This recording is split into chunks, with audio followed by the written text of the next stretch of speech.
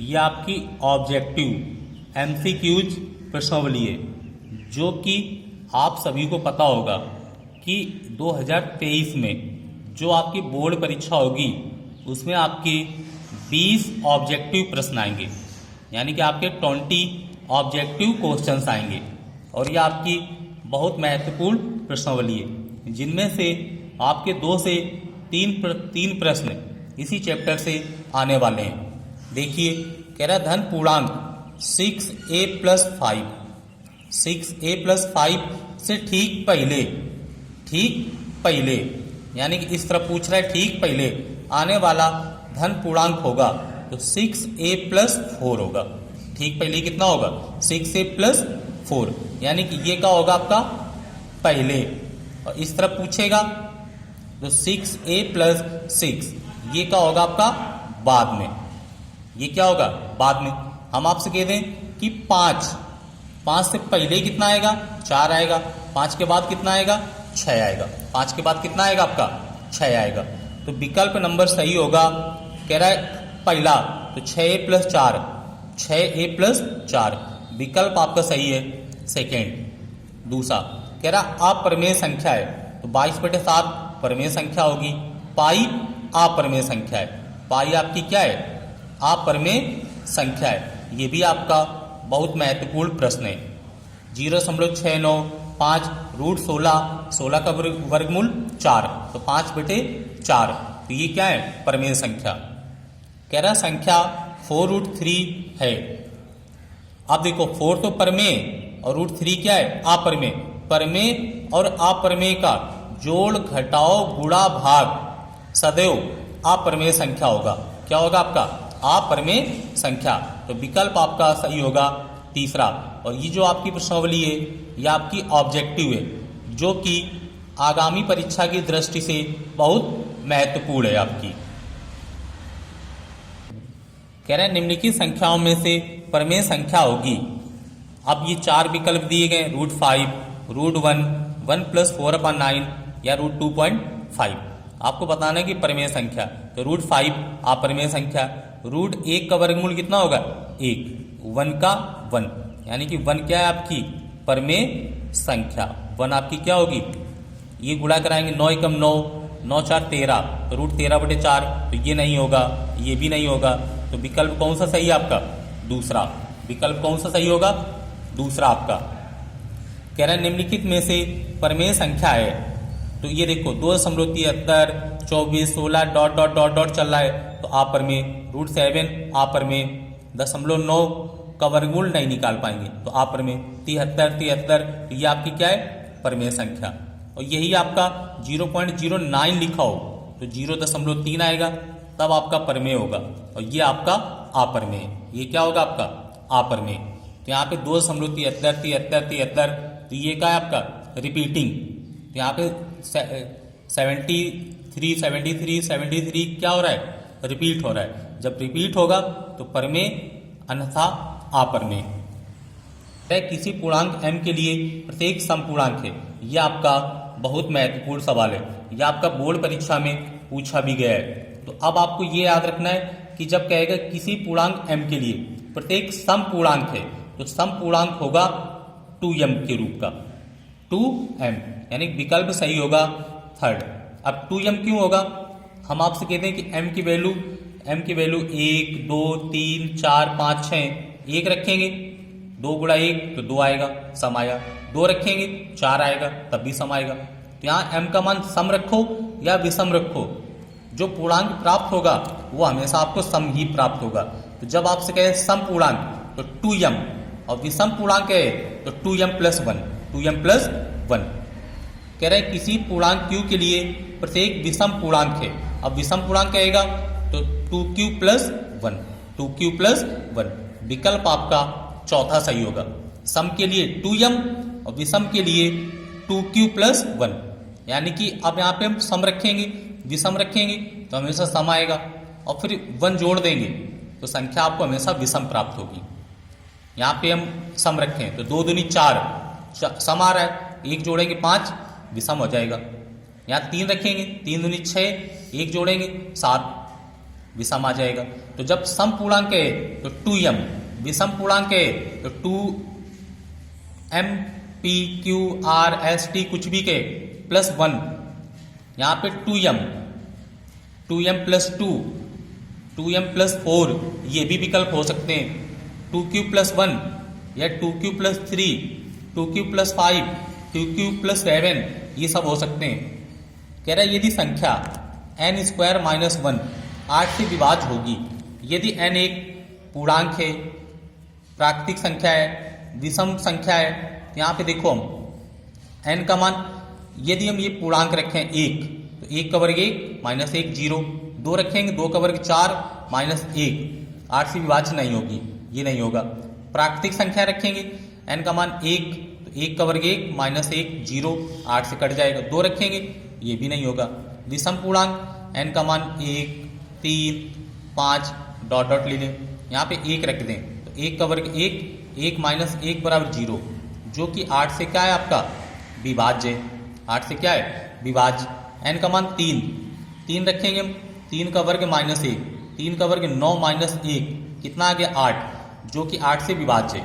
अब 5 रख के देखेंगे हम, 5 रखेंगे, 5 का वर्ग माइनस 1, पचम 25 माइनस 1, कितना आएगा 24, 8 से आपका क्या है विभाज्य, 8 से क्या है विभाज्य। तो विकल्प सही होगा विषम संख्या, और सम संख्या भी नहीं होगा, तो विकल्प कौन सा सही होगा सम। तो ये आपका जो पेज है ये प्रश्न नंबर 6 7 8 तीनों आपके बहुत महत्वपूर्ण सवाल हैं आपके। तो यहाँ पे कह रहा है विषम, तो यहाँ पे विषम संख्या रखेंगे तो 8 से क्या होगा विभाज्य। ये भी आपका बहुत महत्वपूर्ण सवाल है आपका, पेपर में इससे 100% 2 से 3 विकल्प आपके पहले चैप्टर से ही आएंगे। तो कह रहा है 65 और 117, 65 और 117 के एचसीएफ को 65m माइनस 117 के रूप में व्यक्त किया जा सके तो m का मान होगा। तो सबसे पहले हम 65 और 117 का एचसीएफ निकालेंगे, इनके फैक्टर बनाएंगे तो 5 गुणा कितना बनेगा 13, और इसका बनाएंगे 3 त्रिका 9, 9 गुणा 13 तो 13 नमिया 117, 13 नमिया 117। अब एचसीएफ निकालेंगे हम, तो देखो एचसीएफ क्या है मासा, 13 13 दोनों मैच कर रहे हैं तो 13 आ जाएगा। तो अब लिखेंगे हम 65m माइनस 117 बराबर, कह रहा था एचसीएफ के रूप में, तो एचसीएफ कितना निकला है 13, तो हम लिखेंगे 65m बराबर 13 माइनस के 117 है तो प्लस के 117, 65m बराबर 130, तो m बराबर 130 बटे 65 से काट देंगे कितना आ जाएगा 2, तो m का मान आ जाएगा 2। विकल्प सही होगा दूसरा। विकल्प कौन सा सही होगा आपका दूसरा। तो यहाँ कह रहा है 65 और 117, तो 65 और 117 का एचसीएफ निकालेंगे, जो एचसीएफ आएगा वो इसके बराबर रख देंगे और m की वैल्यू निकल आएगी, m की वैल्यू, जो कि आपका बहुत महत्वपूर्ण सवाल था आपका।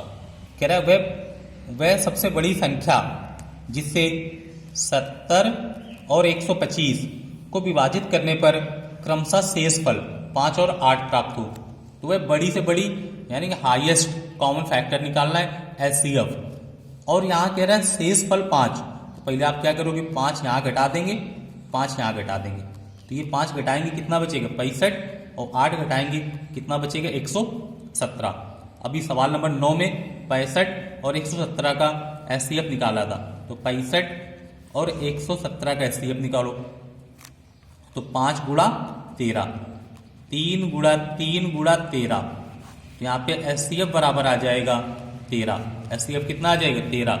विकल्प सही होगा पहला आपका। विकल्प कौन सा सही होगा आपका पहला।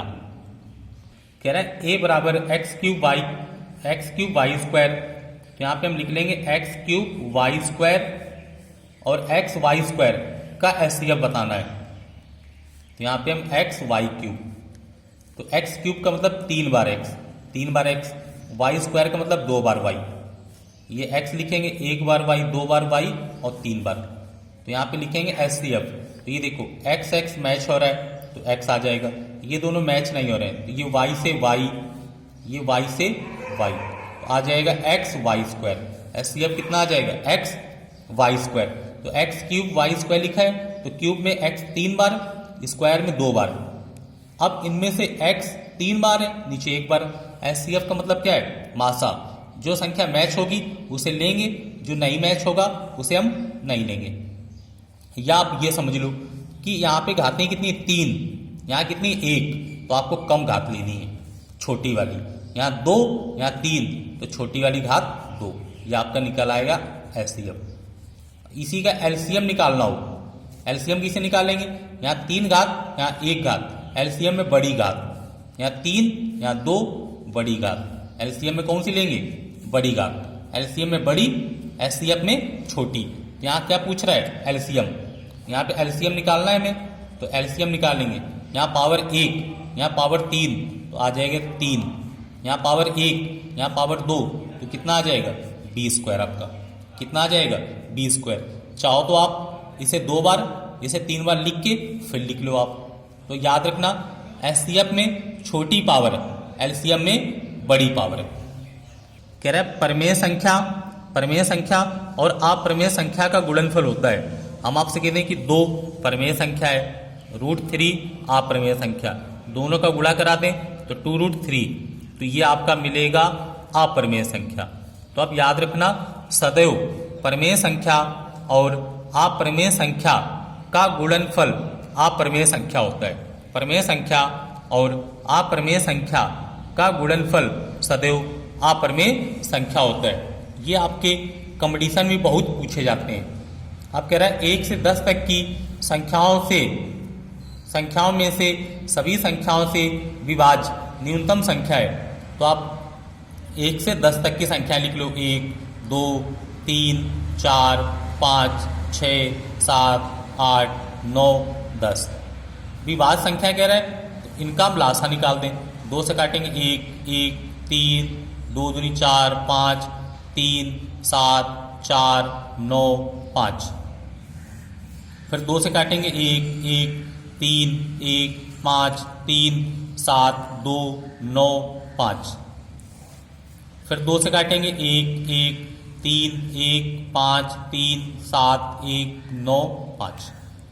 अब कितने से काट दें? 3 से, तो 1, 1, 1, 1, 5, 1, 7, 1, 3, 5। फिर 3 से काटेंगे हम, तो 1, 1, 1, 1, 5, 1, 7, 1, 1, 5। अब कितने से काट दें? 5 से, तो 1, 1, 1, 1, 1, 1, 7, 1, 1, 1। अब कितना बचा? 7, तो 7 से काटेंगे तो सब में कितना आ जाएगा? 1, 1 आपका। कितना आ जाएगा? 1, 1। अभी जो संख्याएं इन सबका आप आपस में गुणा कर लो। आप गुणा कराएंगे हम, तो देखो 2, 2, 2 हम लिख लें, 2, 2, 2 3 बार, 3, 3 2 बार, और 5 और 7 आ जाएगा। 7, 5, 3, 3 2, तो 2 दूनी 4 दूनी 8, यहाँ से आगे 8, 3 त्रिका 9, 9 3 त्रिका 9, 9 पना 45 और गुणा 7। अब 8 गुणा 45 गुणा 7। अब यहाँ देखो 8 गुणा 45 गुणा 7 कराएंगे हम, तो आ जाएगा आपका 2520। 2500 कितना आ जाएगा? 20। जो ऑप्शन मैच करेगा चौथा आपका विकल्प कौन सा सही होगा? आपका विकल्प नंबर चौथा। कह रहा है परिमेय संख्या 14587 14587 बटे 1250 का दशमलव प्रसार कितने स्थानों तक होगा? ये आपका 2019 के बोर्ड परीक्षा में पूछा गया है। तो यहाँ पे हम 14587 बटे, इसे हम लिखेंगे 125 गुणा 10, 125 गुणा 10 1250 आ जाएगा। 14587 बटे 125 लिखा है, तो 125 के गुणनखंड बनाएंगे, तो 55 25 पंचे 125 और 10 ऐसे लिखा रहने दो। 5 5 कितनी बार है? 3 बार, तो 1 2 3, 1 2 3। अभी हम पीछे बता चुके हैं आपको कि हमें हर में क्या बनाना है? 10। हर में क्या बनाना है? 10 बनाना है। तो 5 5 कितनी बार है? 3 बार, तो 2 2 का कितनी बार करना पड़ेगा? 3 बार, तो 14587 गुणा 2 दूनी 4 दूनी 8। अब ये 5 2 का गुणा कराएंगे 10, 5 2 का गुणा कराएंगे 10, 5 2 का गुणा कराएंगे 10, 1 10 पहले से आपका। अब 14,500 गुणा 8 करेंगे तो आपका 1,16,696, 11 66 96, 11 66 96, नीचे 1 2 3 4 0, 2 3 4 0 और 4 अंक के बाद दशमलव लगा दूं तो 6 6 9 6। तो दशमलव के बाद कितने अंक आ रहे हैं? 1 2 3 4, दशमलव के बाद कितने आए आपके? 4। तो विकल्प सही होगा आपका चौथा। विकल्प कौन सा सही होगा? चौथा। और ये प्रश्नावली आपकी बोर्ड परीक्षा की दृष्टि से बहुत महत्वपूर्ण है, क्योंकि अगली परीक्षा में आपके 20 नंबर के ऑब्जेक्टिव आएंगे, जिनमें से 2 से 3 क्वेश्चन एलसीएम, प्रमेय, अप्रमेय, शांत, अशांत ये पूछे जाएंगे, जिसकी दृष्टि से ये आपकी बहुत महत्वपूर्ण प्रश्नावली है। और वीडियो अच्छा लगा हो तो लाइक और सब्सक्राइब कर दें। जय हिंद।